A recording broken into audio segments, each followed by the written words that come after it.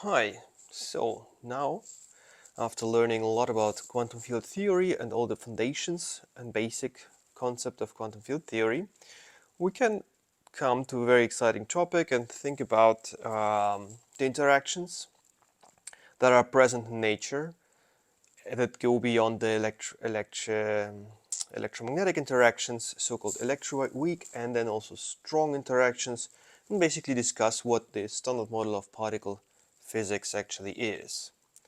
But now first, let's talk some more about symmetries and the transformations. We have used so far a phase rotation that acted on fermion fields by essentially multiplying them by the complex number of unit length, of length 1. And the transformation is called a U1 unitary transformation. Yeah?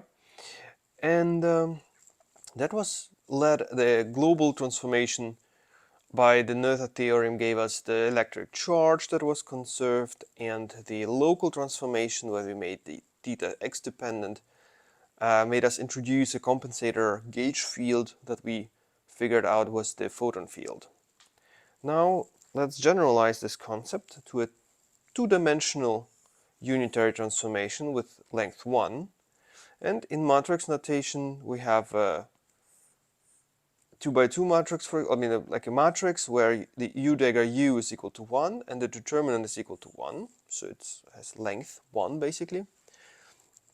But it's now can be represented by, for example, by a 2 by 2 matrix, and this is called a special unitary transformation, so-called SU2, an SU2 transformation. The group element can be written as exponential of this theta, that is the small parameter that we will use, or the parameter that determines the strength of the rotation in each spacetime point, multiplied by the vector of sigmas. The sigmas will be just the Pauli matrices. In fact, the Pauli matrices are generating the SU2 group transformations. Now, if theta is very small, we have this identity, U2. This U matrix element is equal to the identity, and then we have the next term that comes here into play. Actually, when we define it with a plus, then better write it with a plus. Then we have this I on 2 theta dotted into sigma, right? So this is actually theta 1, sigma 1, theta 2, sigma 2, theta 3, sigma 3. So we have 3 actually matrices here that generate this transformation. Now we have a fermion field that transforms by the action of this U matrix as such. And then these sigma matrices act on the psi, but those objects are 2 by 2 matrices. So there's basically an internal space that needs two components to be in the psi field, in the fermion. So we call them F1 and F2, for example. And each of those, F1 and F2, are by themselves 4-component Dirac fields. And the Dirac symmetries are related to external Lorentz symmetries. And the doubling of the components is related to the internal symmetry, the SU2 symmetry here. Now, just as an analogy, when we say something is round means that it is SU3 symmetric, right? SU3 is just the group of rotations in usual 3D space. Now this SU2 invariance is different, as it is really an internal symmetry. So it's not round, the object. If you have an SU2 symmetry, it doesn't mean the object is round or something, but that it contains an internal, it has a certain arrangement of its internal degrees of freedom that allow us to rewrite it by doing this complex space rotations with the SU2 matrices. This is the generalization of the concept of the complex phase rotation with the U1 field. Now, note that also for a constant theta that is space-time independent, we have a conserved current, very similar to the J mu of the electromagnetic current, where we have the sigma matrix that sits in here. So this index runs from 1 to 3, and there's 3 of these indices. And the charge is the spatial integral over the zero component here. And that means we have actually 3 internal charges for this theory. Good. For this transformation, if you have a small, for a small theta x, we can define the gauge transformation of the field. D mu psi goes to d mu psi, sigma dotted into theta, d mu psi plus sigma d mu theta psi, right? So this is what we had before, and this term here essentially was the reason why the derivative operator for a local transformation was not invariant. And again, we would need to introduce a compensator or gauge field to make it invariant again. Let us define this at covariant derivative again with the gauge field now also multiplies. It's not just the field that with the vector index mu, but also it is a vector of those fields that multiplies the generator's sigma, or this objects that we introduced in this expansion of the group element of the SU2. Those they are called generators, and we multiply the gauge field and the this sigma matrices here. This is the way we define essentially the gauge transformation. So what it means, there are 3 terms where this vector here arrow means an internal vector index. So sigma 1 w1, sigma 2 w2, sigma 3 w3 sitting in there. Now explicitly what it means, if you apply d mu psi, derivative acting on this 2-component field, and then this here, we basically take the sigma matrices and try to multiply them with these w vectors. So we have this in the diagonal the w3 elements, in the off diagonal the w1 and w2 elements with their coefficients. And they are actually acting on this 2-component vector f1, f2. Now we want to prove the gauge invariance of this term. So again, we said that this is exponential is expanded, can be expanded. So we have the action of the gauge transformation on the field psi bar is just the exponential with the negative sign here. So it's 1 minus this expanded quantity instead of plus. And the term d mu psi needs to transform as the same thing with a plus sign times d mu psi in order for this term to be invariant, right? So such that those will cancel. Now let's write this d mu psi explicitly. We want that it transforms like this with its prefactor, and then we put it in the definition for this factor and multiply everything out. So we get actually 4 terms being here. Yeah, the derivative of the psi, the sigma w psi term, the sigma theta d mu psi term, and the sigma w sigma theta product term. So all possibilities are written out. Now what is now the transformation rule for d mu psi that we need to put in? We suppose that the covariant derivative transforms as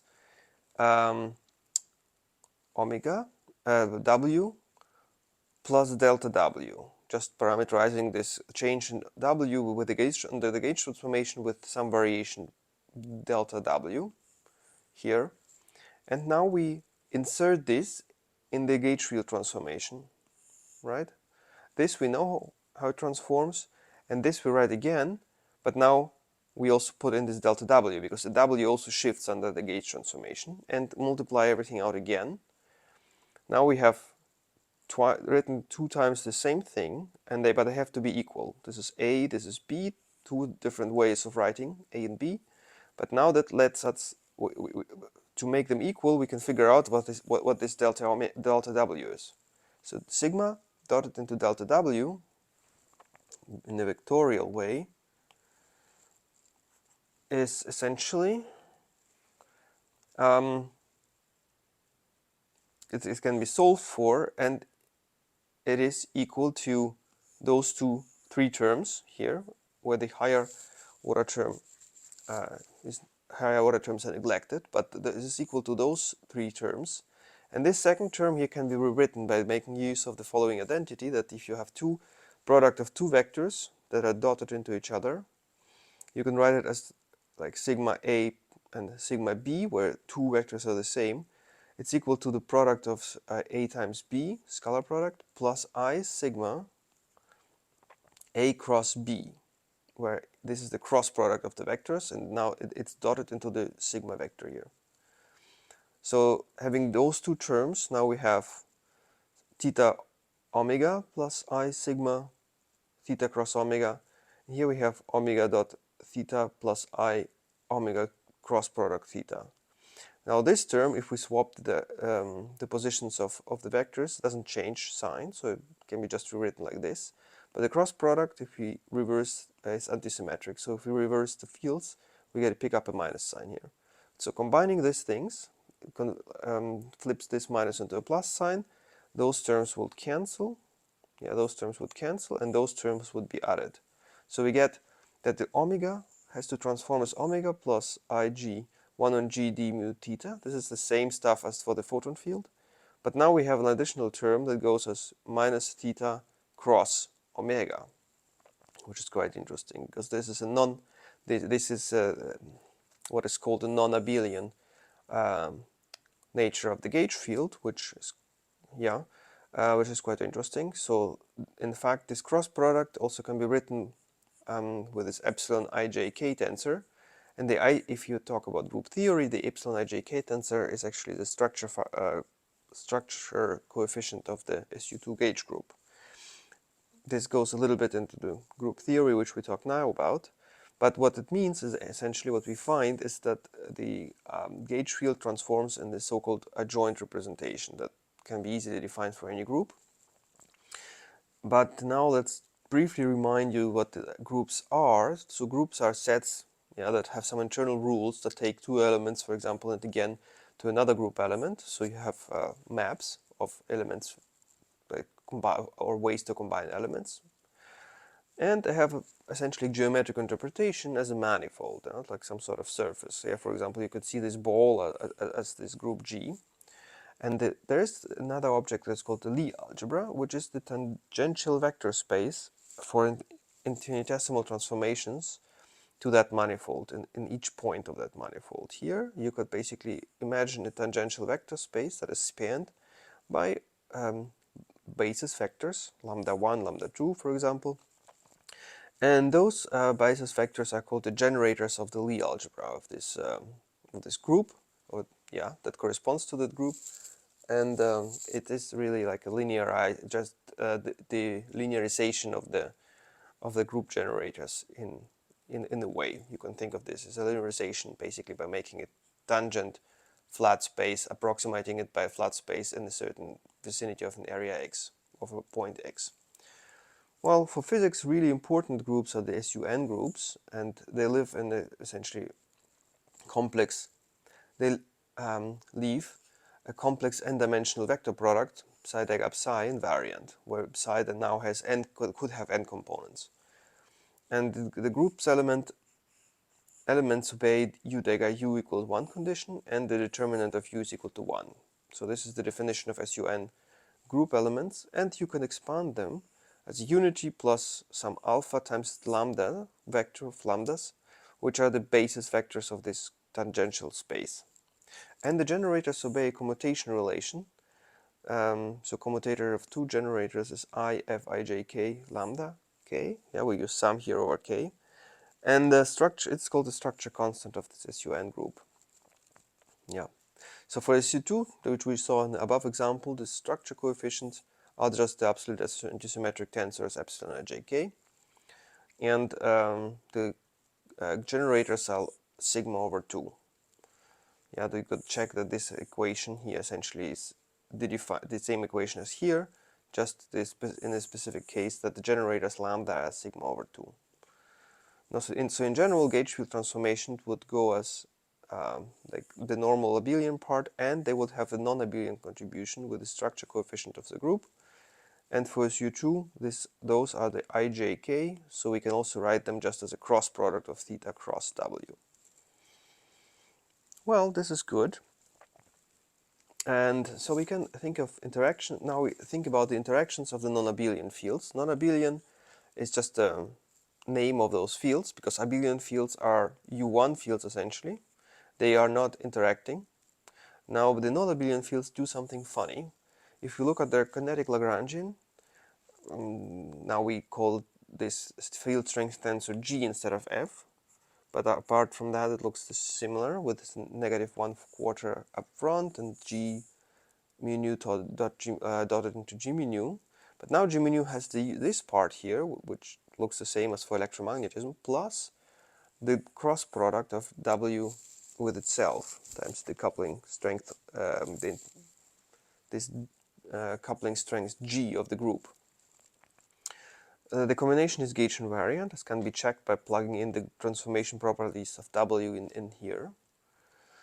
And the full Lagrangian is now here, the kinetic term for the fermions with this gauge derivative that induces the interaction between fermion and the gauge field, mass term for the fermion. And note that this is summed over, the index of the fermion is summed over, so this is basically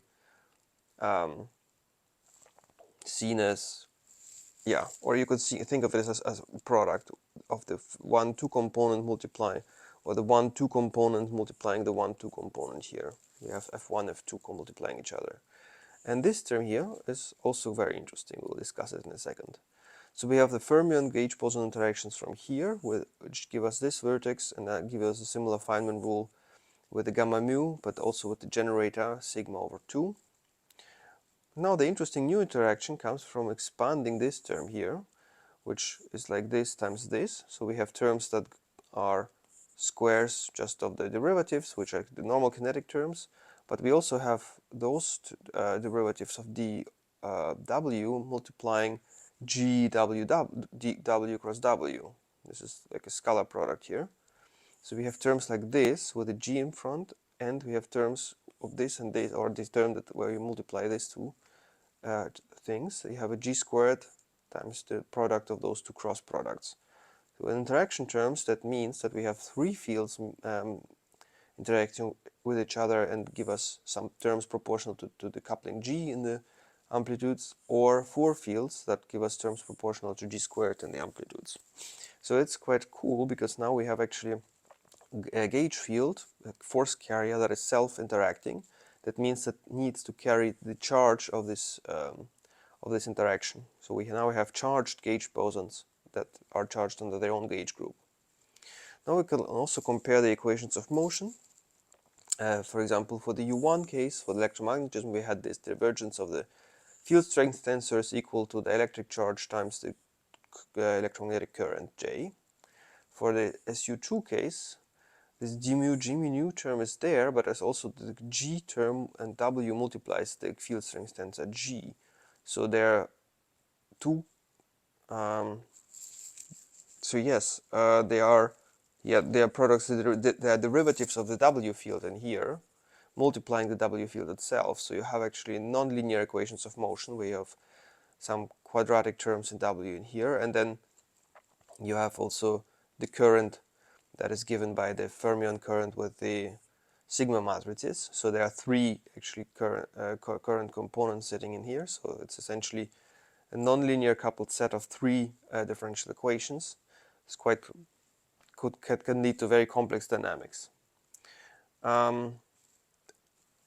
So this is non-abelian gauge theories can be quite complicated and advanced if they are non-perturbatively enter their non-perturbative regimes. That means that this interaction strength cannot be considered small and iteratively approximated. It becomes very complex, and only numerical methods can give us any results.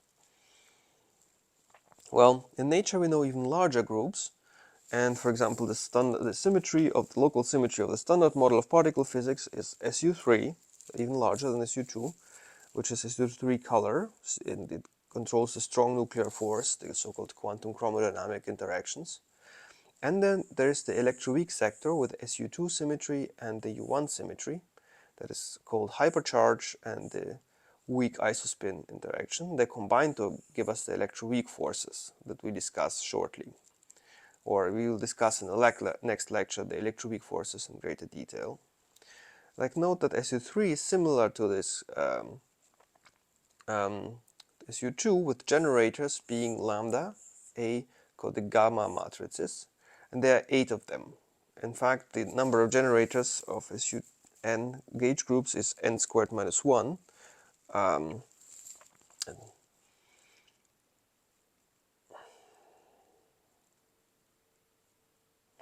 and for n equals 3, we have actually 8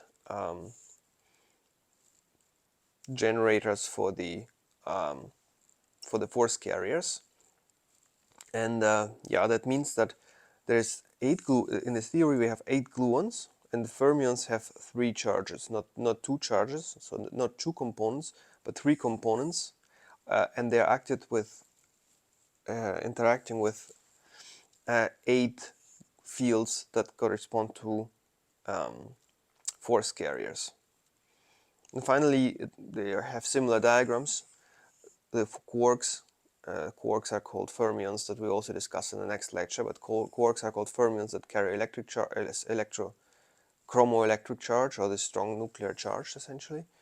Then also the gluons themselves can interact in this triple and quadruple vertex, every time conserving this charge of the strong sector.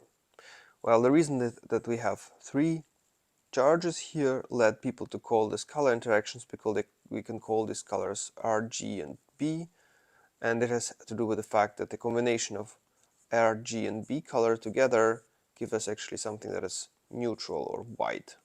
That's the analogy with the TV, and then this is also the reason why these interactions were named color interactions.